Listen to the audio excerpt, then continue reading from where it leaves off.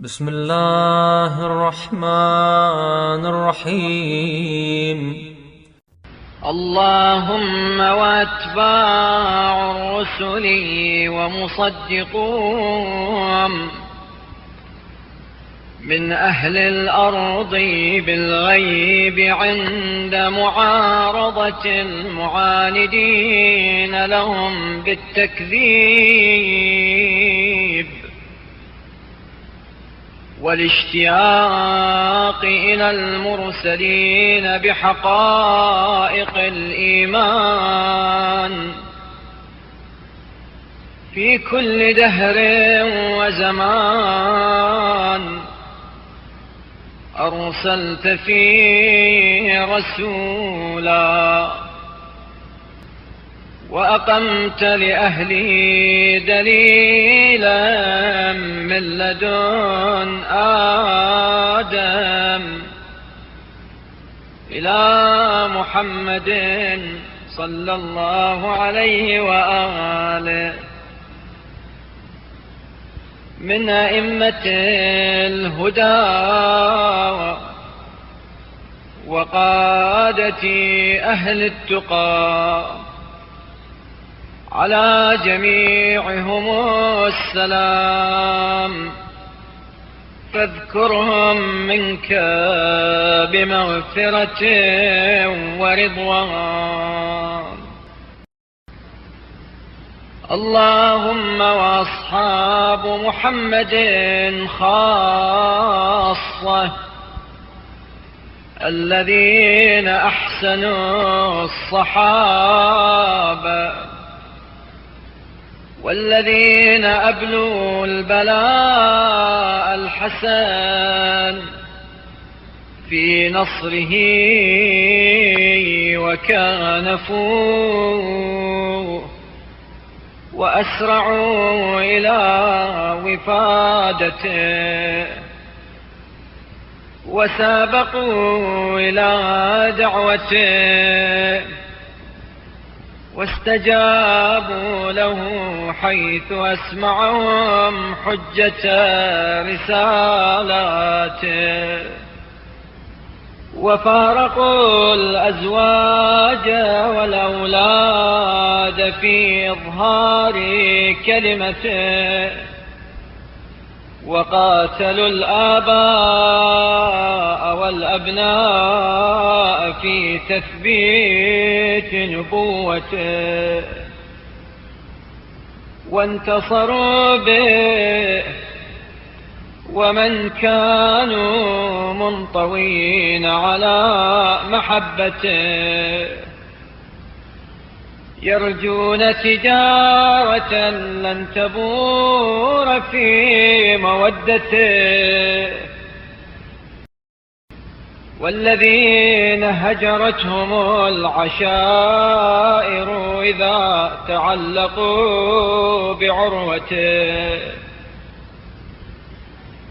وانتفت منهم القرابات إذ سكنوا في ظل قرابته، فلا تنس لهم اللهم ما تركوا لك وفيك، وأرضهم من رضوانك، وبما حاشوا الخلق عليك، وكانوا مع رسولك دعاة لك إليك، واشكرهم على هجرهم فيك ديار قومهم، وخروجهم من سعة المعاش إلى ضيقه، ومن كثرت في إعزاز دينك من مظلومهم. اللهم وأوصل إلى التابعين لهم بإحسان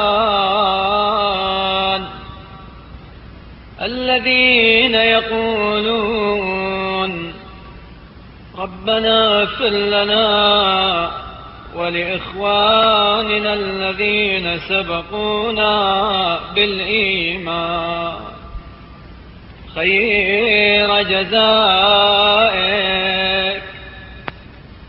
الذين قصدوا سمتهم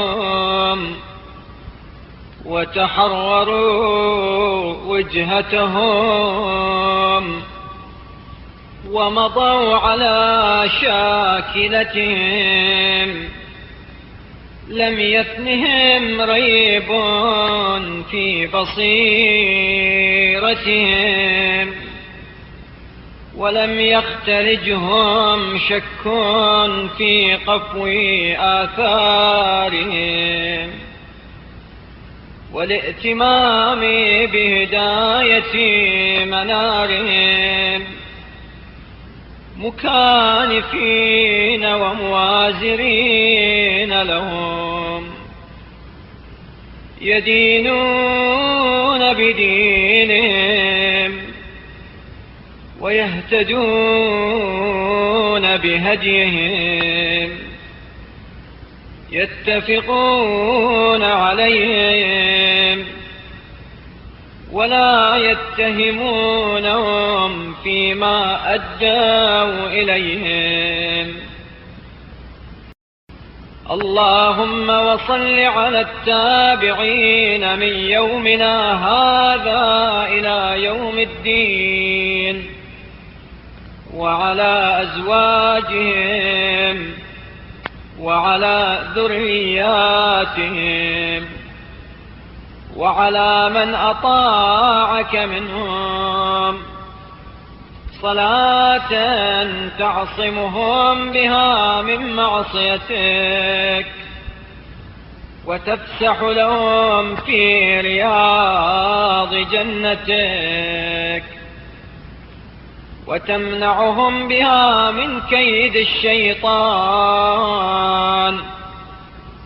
وتعينهم بها على ما استعانوك عليه من بر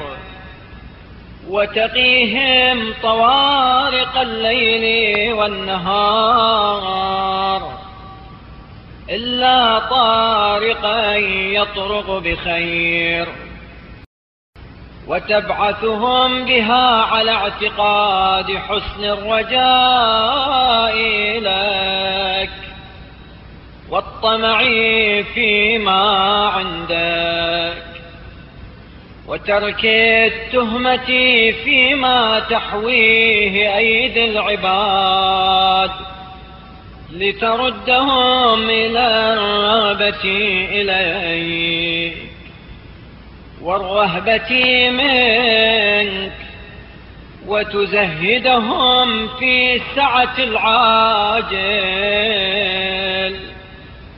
وتحبب إليهم العمل للآجل والاستعداد لما بعد الموت وتهون عليهم كل كرب يحل بهم يوم خروج الأنفس من أبدانها وتعافيهم مما تقع به الفتنة من محذوراتها وكبت النار وطول الخلود فيها وتصيرهم إلى أمن من مقيل المتقين.